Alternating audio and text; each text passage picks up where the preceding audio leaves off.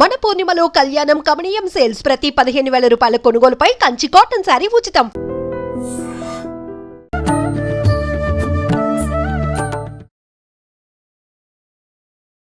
నమస్కారం, welcome to I dream. ధర్మ మార్గం విత్ విజిత కార్యక్రమానికి స్వాగతం. ప్రస్తుతం మనతో పాటు ఉన్నారు శ్రీ లక్ష్మీ నరసింహ ఉపాసకులు, ప్రముఖ ఆధ్యాత్మికవేత్త శ్రీనివాసుల అనంతరామ శర్మ గారు. ఇప్పుడు వారితో మాట్లాడి మరిన్ని విషయాలు తెలుసుకుందాం. నమస్తే అండి. నమస్కారం అండి. నరసింహారావు. మనకు పితృపక్షాలు ఆల్రెడీ ప్రారంభమైపోయాయి. వీటిని మహాలయ పక్షాలు అని కూడా అంటారు. అంటే ప్రత్యేకించి దేవత ఆరాధన కోసం ఒక్కొక్క మాసంలో ఒక్కొక్క దేవత ఆరాధన అని చెప్పి విశేషంగా మనం చేసుకుంటూ ఉంటాం. కానీ ఇది ముఖ్యంగా ఈ మహాలయ పక్షాలు ఈ 15 రోజులు పితృదేవతల కోసం అంటే అలా చేశారు అని అంటే దీని వెనకాల కూడా ఏదో ఒక ఆంతర్యం ఉండే ఉంటుంది. ఏంటి ఆంతర్యము? మరి ఈ రోజుల్లో మనం ఏం చేయాల్సి ఉంటుందో వివరించండి. ఇక్కడ పితృపక్షములు 15 రోజులు. పక్షము అంటే 15 రోజులు. పితృదేవతల కోసంగా నియమించబడ్డది 15 రోజులు మాత్రమే. ప్రతి సంవత్సరం కూడా భాద్రపద బహుళ పాడ్యం మొదలుకొని అమావాస్య వరకు ఉంటుంది. అమావాస్య రోజు కూడా పితృపక్షం కిందికే వస్తుంది. అమావాస్య ఇంకా పవర్ఫుల్గా ఉంటుంది. కాకపోతే ఏంటి అసలు ఇది ఎందుకు వచ్చింది? మనకి అన్ని దేవతారాధనలు ఉన్నాయి, ప్రతి దేవతకి ఒక్కొక్క మాసం అని మీరు అన్నట్లుగా ఉంది. మరి పితృపక్షాలకు 15 రోజులు మాత్రమే ఎందుకు? ఒక నెల మొత్తం ఎందుకు లేదు? ఇలా కూడా ఆలోచించుకోవాలి కదా. అయితే ఇక్కడ ఏమైంది అంటే, మన కర్ణుడు తెలుసు కదా, దానవీర శూర కర్ణ అని చెప్తాం. కర్ణుడు వారు అనేక రకాల దానాలు చేసి ఉన్నారు. అన్ని దానాలు చేసి చివరికి తన స్వర్గాన్ని పొందారు. పొందిన తర్వాత తను ఏ దానాలైతే చేశారో అవి మొత్తం కూడా అక్కడ ఉన్నాయి. కానీ నీళ్ళు అన్నము మాత్రం లేదు. ఎందుకు అంటే ఆ రెండూ చేయలేదు అని చెప్పి యమధర్మరాజు చెప్పారట. చెప్పగానే యమధర్మరాజును వేడుకున్నాడు, నన్ను మరొకసారి సశరీరముగా భూలోకానికి పంపించగలరా అంటే, శరీరంతో నన్ను భూలోకానికి పంపించగలరా అంటే, ఆయన చేసిన దాన గుణాలకు మంచి ఉదారుడయ్యి యమధర్మరాజుల వారు భూమి మీదుగా పంపించారు. ఒక 15 రోజుల్లో ఇతడు పెట్టిన వారికి పెట్టకుండా అన్నదానము చేస్తూ, అసలు ఎడమ చేతితో చేసేది కుడి చేతికి తెలియదు, కుడి చేతితో చేసేది ఎడమ చేతికి తెలియకూడదు అన్నట్లుగా ఏది కూడా పట్టలేనంతగా ఆయన అన్నదానాలు, పెద్దలకి నువ్వుల నీళ్ళు వదిలిపెట్టించి వారికి ప్రీతిగా చేసేటువంటి పిండ ప్రధానాలు, ఇటువంటివన్నీ కూడాను వచ్చేసి అటు పెద్దల్ని తరింపజేశారు, తను తరించిపోయినాడు. ఒక 15 రోజుల వరకు చేశారట. ఇలా చేసి మళ్ళీ స్వర్గాన్ని అధిరోహించారు. స్వర్గంలోకి వెళ్ళగానే అక్కడ ఇవన్నీ కూడా ఉన్నాయి, అన్నము నీరు అన్నీ ఉన్నాయి. అప్పుడు అర్థమైంది కర్ణుడికి, ఎన్ని దానాలు చేసినా అన్నదానము పితృదేవతలకు సంబంధించినటువంటి ప్రీతిగా ఏది చేయాలో అవన్నీ కూడా ఖచ్చితంగా చేయాలి, అవి చేస్తేనే ముక్తి కలుగుతుంది అని చెప్పేసి కర్ణుడికి అర్థమయ్యి అప్పుడు యమధర్మరాజును వేడుకున్నారు. నేను వెళ్ళిన ఈ 15 రోజులు ఏవైతే ఉన్నాయో ఆ 15 రోజులు పితృదేవతల కోసంగా నియమించి చేయండి అని చెప్పేసి వేడుకుంటే యమధర్మరాజు కూడా సంతోషించి పితృదేవతలకై ఎవరెవరైతే కార్యక్రమాలు చేయరో ఈ 15 రోజులు కనుక అత్యంత భక్తి శ్రద్ధతో చేసేదే శ్రాద్ధం అని చెప్పబడ్డది. అలా భక్తి శ్రద్ధలతో ఎవరైతే పిండ ప్రదానాలు, తిలోదకాలు వదులుతూ పిండ ప్రదానాలు చేస్తూ దాన ధర్మాలు చేస్తూ, ముఖ్యంగా అన్నదానము. ఇవాళ అన్నదానం అనేసరికి కూడా ఏమవుతుంది అంటే సాత్విక ఆహారాన్ని పెట్టడం తగ్గిస్తున్నాం మనం, రజోగుణానికి సంబంధించిన ఆహారాన్ని బాగా పెడుతున్నాం. ఉదాహరణకు బిర్యానీలు కూడా అన్నదానంలో చేరుస్తున్నారు. కానీ అలా చేయకూడదు. సాత్వికంగా ఉండేటువంటి ఆహార పదార్థాలు, పప్పు, కూర, పులుసు, చారు ఇలా ఉంటాయి, మజ్జిగ, ఇలాంటివి మాత్రమే చేయాలి.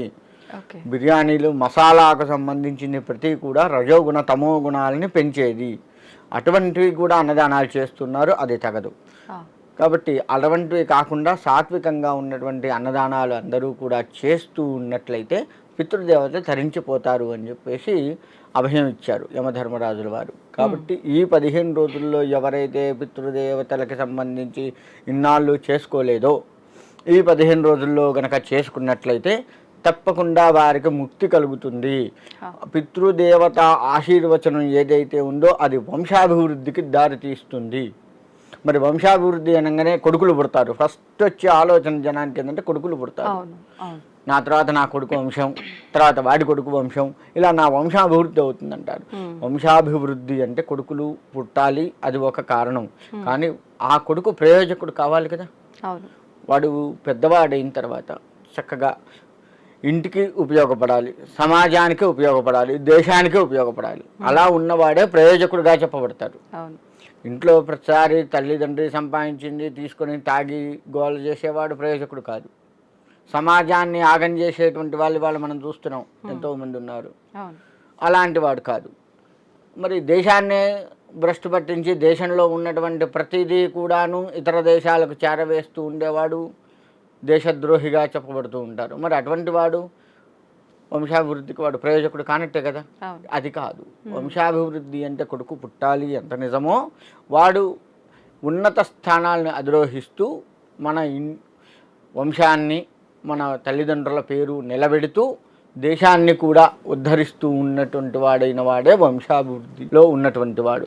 ఇప్పుడు అసలు మగ సంతానం లేని కుటుంబంలో ఆడపిల్లలే ఉంటే గనక వాళ్ళు ఆత్మ శాంతించదు అని చెప్పి, వాళ్ళు ఉత్తమ లోకాలకు వెళ్ళరు అని చెప్పి అంటూ ఉంటారు కదా, అది వాస్తవం అంటారా? అది వాస్తవం అంటే వెనకట లెక్కేసుకుంటే వాస్తవం. కానీ అసలు ఒరిజినల్గా శాస్త్రీయంగా అంటే జనాలు మాట్లాడుకునే దానికి మాత్రమే అది వాస్తవంగా చెప్పబడుతున్నట్టుగా కనబడుతుంది. కానీ శాస్త్రబద్ధంగా చూడాలి అంటే అది ఉత్తమాట. ఎందుకు అంటే కన్యాదానం చేసేటప్పుడే చెప్తాం నారాయణ స్వరూపాయ వరాయ అని. మనము నారాయణ స్వరూపంగా ఉన్నటువంటి వాడికి ఈ అమ్మాయిని లక్ష్మీ స్వరూపంగా ఉన్నటువంటి ఈ అమ్మాయి పేరు చెప్పుకొని మనం కన్యాదానం చేస్తాం. అలా ఎప్పుడైతే మనం చేస్తున్నామో దశదానాలు, మనకు దానాలు ఉంటాయి, దశదానాలు, షోడశ మహాదానాలు ఉంటాయి, అందులో కన్యాదానం వస్తుంది. కాబట్టి ఇటువంటి అమ్మాయిని ఆ విధంగా భావిస్తూ కనుక మనం కన్యాదానం ఎవరైతే చేస్తున్నారో పైన 7 తరాలు కింద 7 తరాలు కూడా తరించిపోతాయి. ఓకే, రాబోయే 7 తరాలు కూడా తరించిపోతాయి. అటు మాతృవంశానాం పితృవంశానాం ఈ తరాలు కూడా తరించిపోతాయి. అటు తండ్రి వైపు తల్లి వైపు ఇద్దరి తరాలు కూడా తరించిపోతాయి. మరి తరించిపోతున్నాయి అని చెప్పి వేదమంత్రమే అంత ఇదిగా చెప్తూ ఉంటే మనం మనకు ఎంతసేపు మగపిల్లలు పుట్టాలి, వంశాభివృద్ధి అవుతుంది, వాడు మాత్రమే మనల్ని ఉత్తమ గతులకి చేర్చగలడు అని చెప్పేసి అనుకోవడం అది అవివేకంగా చెప్పబడుతుంది. మన చదువులు మన ఇవన్నీ కూడా మిడిమిడి జ్ఞానంతో ఉన్నటువంటి వాళ్ళం. నీకు ఒకటి చెప్పమని చెప్పా, నువ్వు ఆయనకు ఒకటి చెప్పమని చెప్పు. ఆయన దీన్ని ఏమవుతుంది, నేను ఏది చెప్పమన్నానో అది కాకుండా విస్తరిస్తూ పోతుంది, మూలం నశించిపోతుంది చివరికి అసలు వారికి చేరేసరికి. ఆ విధంగా తయారైంది. ఓకే, మరి ఇప్పుడు అసలు ఏంటి మూలం అనేది తెలుసుకున్నాం. ఈ మహాలయ పక్షాలకి ఏం చెయ్యాలి ప్రత్యేకించి? ఈ 15 రోజులు చేయాల్సి ఉంటుందా, లేదు 15 రోజులు చేయలేని వాళ్ళు ఆఖరి రోజున అమావాస్య రోజున చేసినా సరిపోతుంది అంటారు. ఇదెంతవరకు వాస్తవము? చేయాల్సిన విధానాలు ఏంటి? 15 రోజులు మొత్తం చేయక్కర్లేదు. గతించిపోయినటువంటి వారి పుణ్య తిథి కనుక తెలిసి ఉంటే ఈ 15 రోజుల్లో ఆ తిథి ఎప్పుడు వస్తుందో ఆ రోజు చేస్తే సరిపోతుంది. ఒకవేళ వారు ఎప్పుడు చనిపోయినారో తిథి అదంతా తెలియదండి, ఆ చనిపోయిన డేటు అవి కూడా సరిగా మాకు గుర్తులేదు. ఇప్పుడు మనకేంటంటే డేటు టైము తెలిస్తే తిథి తెలుసుకోవచ్చు పండితుల ద్వారా. అది కూడా తెలియదండి, సమయం కానీ ఈ సంవత్సరం కానీ నెల కానీ సరిగా మాకు గుర్తులేదు, అప్పుడెప్పుడో కదా అని చెప్పేసి అనుకున్నటువంటి వారు ఈ అమావాస్య నాడు వారిని తలుచుకుంటూ గనక చేస్తే ఖచ్చితంగా వారు ఏ తిథి నాడు చనిపోయినా సరే, ఏ మాసంలో చనిపోయినా, ఏ సంవత్సరంలో చనిపోయినా ఈ అమావాస్య రోజు నాడు చేసింది ఖచ్చితంగా వారికి అంది తీరుతుంది. అందులో ఎటువంటి సందేహం లేదు.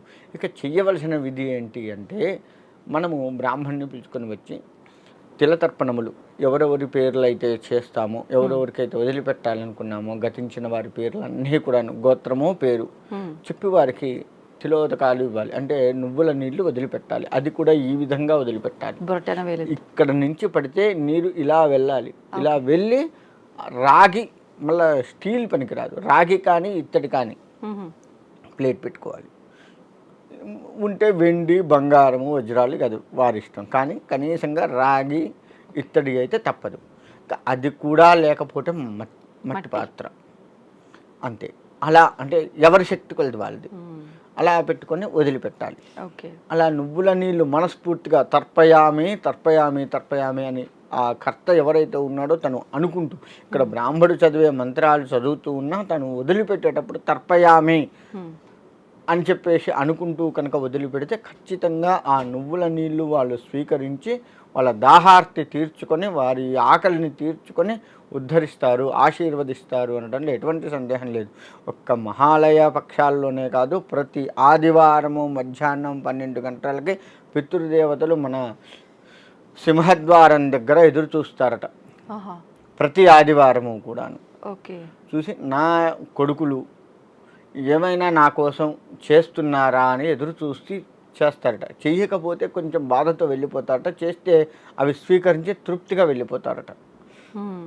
అంతేకాకుండా ప్రతి అమావాస్య రోజు కూడా, ఒక మహాలయమనే కాదు ప్రతి అమావాస్య రోజు కూడా మధ్యాహ్నం 12 గంటల సమయంలో పితృదేవతలు వచ్చి చూసి మనం చేస్తేనా స్వీకరించి వెళ్తారు, లేదంటే బాధతో వెళ్తారు. అలా స్వీకరించి వెళ్ళి తృప్తిగా పొందితే వంశం మొత్తం కూడాను చల్లగా ఉండాలి అని ఆశీర్వదిస్తారు. లేదు అంటే వాళ్ళు బాధతో పోతే ఆ బాధ మనకు శాపంగా మారుతుంది, అదే పితృశాపంగా చెప్తారు. ఇప్పుడు మీరన్నట్టుగా బ్రాహ్మణుల సమక్షంలో మేము చెయ్యలేము అనుకున్న వాళ్ళు ఎవరికి వాళ్ళు చేసుకోవాలి అని అంటే అలా నువ్వుల నీళ్ళు ఎవరికి వాళ్ళు వదులుకోవచ్చు అంటారా, మనసులో వాళ్ళని స్మరించుకొని? బ్రాహ్మణ సమక్షంలో చేయడమే. ఎందుకంటే మనకు ప్రతిదీ కూడా వేదం మొత్తం కూడాను చెప్పబడ్డది ఏంటి, దైవం కానీ పితృదేవతలు కానీ వేద రూపంలోనే తీసుకుంటారు వారు. కాబట్టి బ్రాహ్మణ సమక్షంలో మనకు తోచింది ఇచ్చినా చాలు. మరీ బీదవాళ్ళు అయ్యి ఉంటే ప్రస్తుత కాలంలో బీదవాళ్ళు చాలా మంది ఇప్పుడు మీరు అన్నట్టుగా ఈ తర్పణాలు ఇలాంటి కార్యక్రమాలన్నీ కూడా అంటే చనిపోయిన 11 రోజుల వరకు, తర్వాత సంవత్సరానికి ఒక్కసారి చేస్తారే తప్ప మధ్య మధ్యలో ఇలాంటివి వచ్చినప్పుడు వాళ్ళకి నచ్చిన ఆహారం ఏదైనా వండి ఫోటో దగ్గర పెట్టుకోవడం వరకు మాత్రమే ఆచరిస్తూ ఉంటారు. అలా చేసినా సరిపోతుందంటారా తర్పణం వదలకుండా? లేదమ్మా, 12 రోజులు సూతకం ఉంది. చనిపోయిన తర్వాత 12 రోజులు, కొంతమందికి 15 రోజులు ఉంటుంది. ఉదాహరణకు 12 రోజులు అనుకున్నాం. 12 రోజులు సూతకంలో ఉన్నప్పుడు నిత్యకర్మ చేస్తూ ఉండాలి. ప్రతిరోజు శ్మశాన వాటికి వెళ్ళడము, తర్పణాలవి వదిలిపెట్టి అక్కడ చేయవలసిన ప్రతి కార్యము, కాకి పిండం పెడతారు, అది అక్కడ పెట్టేసి కాకి పెట్టడము చేయటం, ఇలా 12 రోజులు చేయాలి. కొంతమంది చివరి 3 రోజులు చేస్తారు. 12 రోజుల్లో చివరి 3 రోజులు చేస్తారు. మొదటి రోజు దహనం చేసేస్తారు, లేదంటే వారి యొక్క ఇదిని బట్టి బొంద పెట్టడం చేయడం ఇలా చేస్తూ ఉంటారు కదా. తర్వాత దహనం చేస్తే రెండవ రోజు వచ్చేసి మన అస్థిక సంచయనం అంటారు, సంచయనం చేస్తారు. అంటే అస్థికలు తీయటము, ఆ బూడిదంతా ఎత్తిపోయటము చేయడం చేస్తూ ఉంటారు. ఇది 2 రోజులు. తర్వాత లాస్ట్కి చేస్తుంటారు, లేదంటే అసలు అన్నీ కూడా లాస్ట్కే చేస్తారు. లాస్ట్ 3 రోజులే చేస్తారు. మొదటి రోజు దహనం అయిన తర్వాత చివరి 3 రోజులు చేస్తూ ఉంటారు. అలా చేస్తూ ఉన్నది సరి అయిన పద్ధతి కాదు. ఒకవేళ చేసిన బ్రాహ్మణుడు మొదటి రోజు నుంచి చివరి రోజు వరకు ఎన్నైతే ఉన్నాయో అన్ని పిండాలు తనతో పెట్టిస్తాడు. అంటే రోజు చేస్తున్నట్లుగా తను మంత్రాలు చదువుతూ ప్రతిరోజు కార్యక్రమంగా 12 పిండాలు పెట్టిస్తాడు. అక్కడ చిన్న చిన్నవి చేసి పెట్టించి తరింపజేస్తారు వాళ్ళని. కాబట్టి బ్రాహ్మణుడు ఇక్కడ తప్పనిసరి. ఇకపోతే ప్రతి నెల వచ్చేస్తే ప్రతి నెల కూడా మనము తర్పణాలు, పిండ ప్రదానాలు చేయటం వల్ల గతించినటువంటి వారు సూక్ష్మ శరీరం ఏర్పడుతుంది. నీవు ఏ నెలలో అయితే చేయలేదో ఆ నెలలో ఆ అవయవం ఏర్పడదు, అంగవైకల్యంగా ఉంటారు. తర్వాత సంతానము అంటే ఈ చేస్తున్నటువంటి వాడి వంశంలో ఉన్నటువంటి సంతానంలో ఎవరికొకరికి అంగవైకల్యం చేకూరుతుంది. అది కూడా ఉంది. సూక్ష్మ శరీరాన్ని ఎందుకు అంటే ఈ జీవి చేసినటువంటి పాపపుణ్యాలు ఉంటాయి కదా, కాబట్టి దాన్ని అనుభవించాలి కదా, స్వర్గంలో నరకంలో అనుభవించడం కోసంగా సూక్ష్మ శరీరం ఏర్పరుస్తాడు యమధర్మరాజు వారు. దానికోసంగా ఈ కార్యక్రమాలు చేయాలి. ఇప్పుడు ఎవరైనా మరణించి సంవత్సరం తిరగని వాళ్ళ కుటుంబంలో కూడా ఈ మహాలయ పక్షాల కార్యక్రమాలు ఆచరించవచ్చా? ఖచ్చితంగా చేయవచ్చు. ఓకే. పితృదేవతల కోసంగా వచ్చింది కాబట్టి చాలామందికి ఇంకా అదృష్టం ఒకటి కలిసి వస్తుంది. ఏంటంటే మహాలయాల్లోనే వారి పితృదేవతలు గతించిపోయి ప్రతి సంవత్సరం మాసికాలు, ప్రతి సంవత్సరం తద్దినాలు అవి పెడుతూ ఉంటారు. అది మహాలయాల్లో వచ్చేవాళ్ళు చాలామంది ఉన్నారు, ఇంకా ఎక్కువగా తరించిపోతారు వారు. కాబట్టి ఈ మహాలయాల్లో వచ్చేది ఇది చేయవలసిందే ఒకటి. తర్వాత పుష్కరాలు ఒకవేళ వస్తే పుష్కరాల్లో కూడా శ్రద్ధగా చేయవలసిందే. వీరు కాశీ కానీ రామేశ్వరం కానీ గయా కానీ అటు వెళ్తే అక్కడ కూడా చేయవలసిందే. ఓకే. ఇలా ఖచ్చితంగా పితృదేవతలకు సంబంధించి ఎక్కడెక్కడైతే చెప్పబడ్డదో ఈ సంవత్సరం లోపు చేస్తే మంచిదే.